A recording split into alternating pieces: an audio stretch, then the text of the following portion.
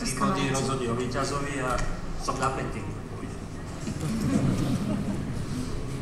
Takže futbalistom roka 2011 sa stal Martin Škrtel.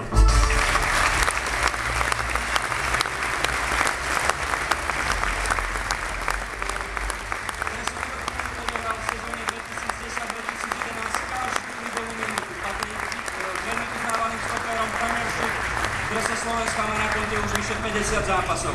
Ak iste nezabudne na 7. október minulého roka, prehrali sme síce s Ruskom, ale Martin sa stal otcom synčeka Matea. Tretie víťazstvo v tejto ankete pre nášho skvelého stopéra, pre vyslanca nášho futbalu v kolíske tejto hry, Martin Škrtel.